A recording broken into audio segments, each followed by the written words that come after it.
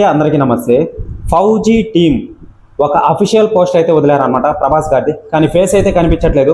So ఈ యొక్క photo చూసిన తర్వాత నాకొక భావన, నా యొక్క ఆలోచన క్లారిటీగా చెప్తాను అనమాట, ఎవరో మిస్ చేయదు. సో పోస్టర్ చూసిన తర్వాత నాకు కొన్ని ఆసక్తికరమైన విషయాలు తెలియజేయడం అనేది మీ ముందుకు పెడతాను అనమాట. సో ఎవరో మిస్ చేయదు, ఛానల్ని సబ్స్క్రైబ్ చేసి బెల్ ఐకాన్ని ఆన్లో పెట్టుకోండి. చూసుకున్నట్లయితే బ్యాక్గ్రౌండ్లో మనకు చార్మినార్ అనేది కనిపిస్తుంది.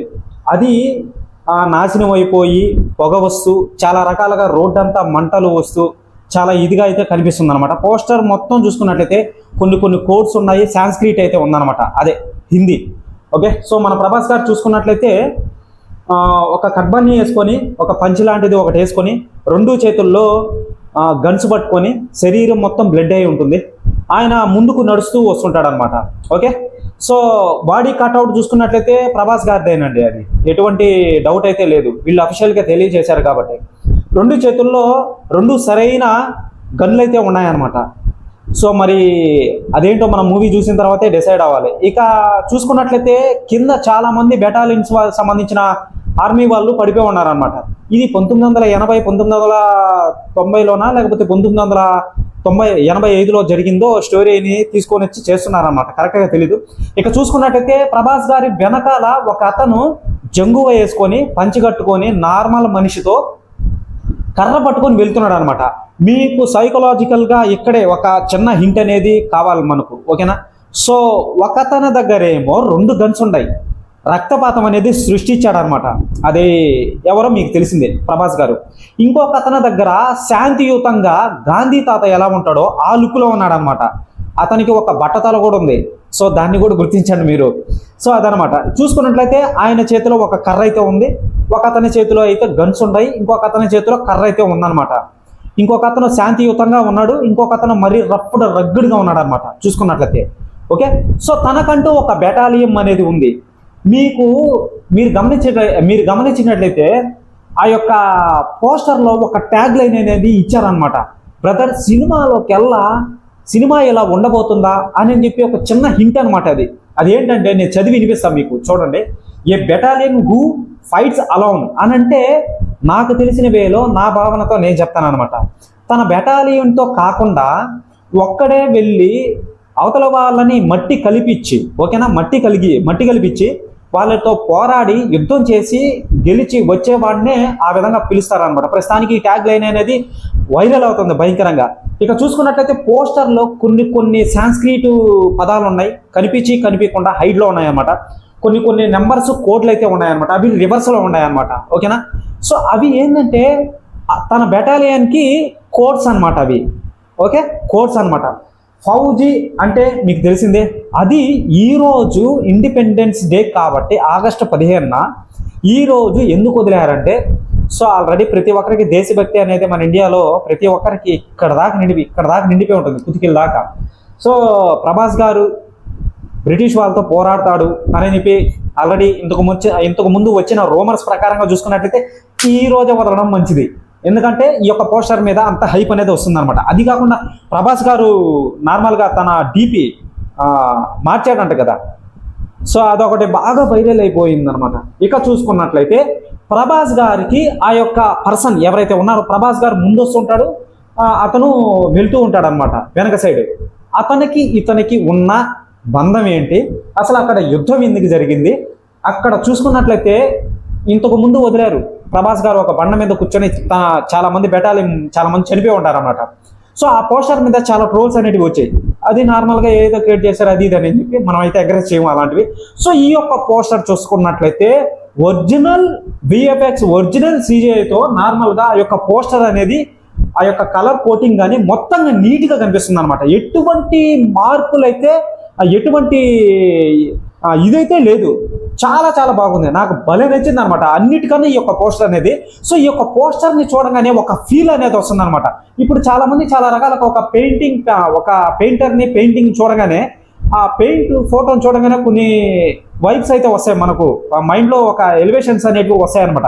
సేమ్ అదే విధంగా ఈ యొక్క ఫౌజీ పోస్టర్ని చూడగానే నాకు ఒక ఎలివేషన్ అనేది వచ్చింది. అక్కడ బీభత్సమైన యుద్ధం అనేది జరిగింది. మన ప్రభాస్ గారు ఒక్కడే పోరాడి ఆ యొక్క 2 గన్స్తో చేతిలో పట్టుకుని నడుచుకుంటూ వస్తున్నాడు. ఇది లాజిక్, ఇది చూడగానే అర్థమైపోతుంది. కానీ ఆ యొక్క ఎలివేషన్ మనకు కావాలి, మూవీ చూసిన తర్వాతే డిసైడ్ అవుతాం అనమాట. అదే ఎలివేషన్ని ఈ పోస్టర్ రూపంలో మనకు మన మైండ్లో నిలిచేదానికి క్లారిటీగా చూపించడం అనేది జరిగింది అనమాట. ఫస్ట్ పాయింట్ అదే, అర్థమవుతుందా? సో అదండి. ఇక చూసుకున్నట్లయితే ఈయనకి ఆ చార్మినార్కి, అసలు ఆ చార్మినార్ దగ్గర యుద్ధం ఎందుకు జరిగింది, అసలు ఎప్పుడు జరిగింది, ఏ కాలంలో జరిగింది, అక్కడ చుట్టుపక్కల ఉన్న నగరాలు ఏదైతే ఉందో ఆ సందు మొత్తం తన బెటాలియం బాంబులు గీంబులు వేసి నాశనం అయిపోతున్నారు. అసలు రోడ్డు మీద అంతా వాళ్లే పడిపోయి ఉన్నారు. మీరు చూసుకున్నట్లయితే చాలా మంది మిలిటరీ వాళ్ళు పడిపోయి ఉన్నారు వరుసగా. సో అంత పెద్ద యుద్ధం జరిగిందా, అంత గ్రాఫిక్స్ వాడుతున్నారా ఈ యొక్క మూవీలో, అంత ఎలివేషన్ చేస్తున్నారా, అంత ఇదిగా చూపిస్తున్నారా, ప్రభాస్ని ఇంతకు ముందు చూసిన ఇది వేరు, ఇప్పుడు చూస్తున్నా ఇది వేరా అని చెప్పి ఈ ఫోటో చూడగానే అర్థమవుతుంది బ్రదర్ ఫస్ట్. సో అదనమాట, చూడాలి. దీనికి సంబంధించి ఎటువంటి అప్డేట్ వచ్చినా కానీ మీకు అప్డేట్ పరంగా ఇస్తాను అనమాట. ఇక చూసుకున్నట్లయితే ఒకరేమో శాంతియుతంగా ఉన్నారు ఆ కర్ర పట్టుకొని, అతను ఎవరు, గాంధీ తాతానా? నాకు చాలా క్వశ్చన్స్ అనేటివి వస్తున్నాయి. గాంధీ తాత లేకపోతే ఇంకెవరైనా ఉన్నారా, లేదా ఒక నార్మల్ పర్సనా? శాంతియుతంగా యుద్ధం చేసే అతన కర్ర ఎందుకు పట్టుకున్నాడు?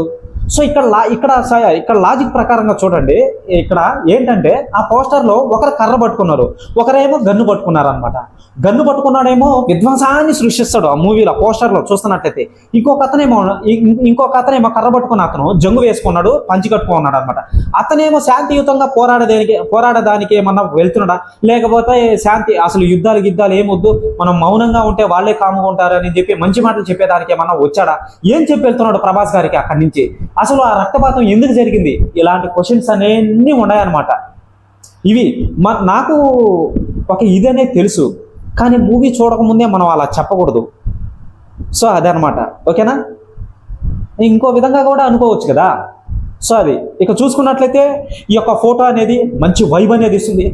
సో టీ సిరీస్ సంస్థ సౌత్ నుంచి వీళ్ళు అఫీషియల్గా తెలియజేయడం జరిగిందనమాట. మైత్రి మూవీ మేకర్స్ వాళ్ళు కూడా తెలియజేయడం అనేది జరిగిందనమాట.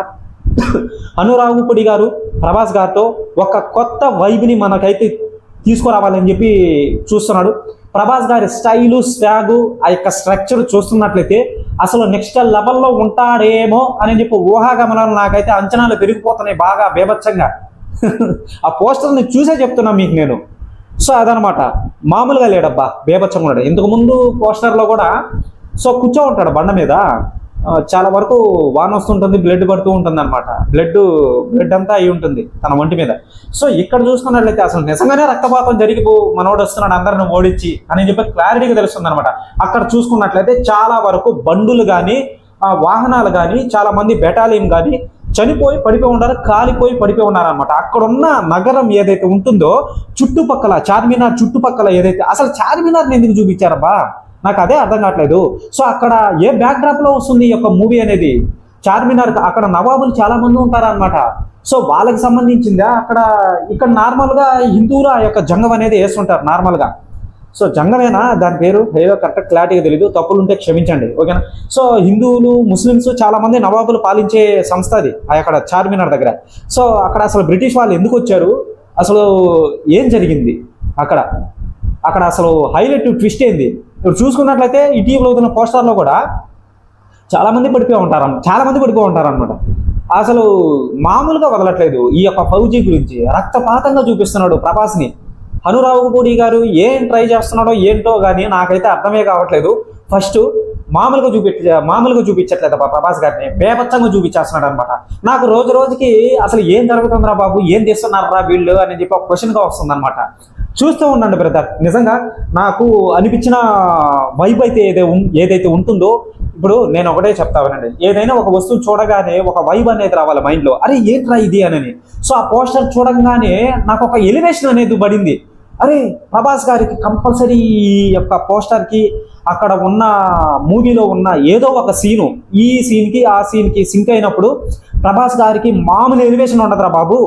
సో బేభత్సంగా ఉంటుంది.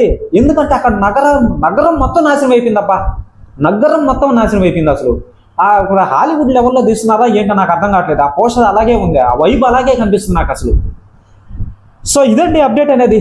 ఎవరైనా సరే ఛానల్కి కొత్తగా వచ్చినట్లయితే ఛానల్ని సబ్స్క్రైబ్ చేసి బెల్ ఐకాన్ని ఆన్లో పెట్టుకోండి, ఎవరు మిస్ చేయదు.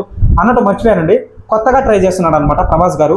అనురాగ్ బూడి గారు చాలా గట్టిగా అయితే ట్రై చేస్తున్నాడు ప్రభాస్ గారిని కొత్తగా చూపించడానికి. కొత్త న్యూ లుక్ అనుకోండి, మొత్తానికి చూసుకున్నట్లయితే ఆ మాటలు స్టైలు మనకు పూర్వకాలంలో ఎలా ఉంటాయో భాషలు కానీ మొత్తంగా అదే బ్యాక్డ్రాప్ లో తీసుకొని వస్తాడు అనమాట. ప్రభాస్ గారు నార్మల్గా అయితే మాట్లాడు అని చెప్పి కొన్ని రూమర్స్ అయితే ఉన్నాయి. ఓకే, సో చూసుకున్నట్లయితే మిగతా వాళ్ళు ఎవరైతే ఉన్నారో సైడ్ క్యారెక్టర్లు కానీ హీరోయిన్ కానీ వాళ్ళు ఎవరైతే ఉన్నారో వాళ్ళకి నార్మల్గానే ఉంటుంది అనమాట. ఈ మూవీలో ప్రతి ఒక్క క్యారెక్టర్ అనేది చాలా చాలా ఇంపార్టెంట్ అని చెప్పి క్లారిటీగా తెలుస్తుంది. సో కొన్ని క్యారెక్టర్లు అయితే ఉన్నాయన్నమాట. ఒక క్యారెక్టర్ దగ్గర టర్నింగ్ పాయింట్ అనేది జరుగుతుంది. మనోడు ఇన్వాల్వ్ అయ్యి అంటే డీప్గా ఇన్వాల్వ్ అయ్యి సో మన దేశాన్ని ఎలా కాపాడతాడు ఏంటి అని చెప్పి మూవీ అయితే ఎండ్ అవుతుంది అని చెప్పి క్లారిటీగా తెలుస్తుంది. ఇది అప్డేట్. Okay, bye.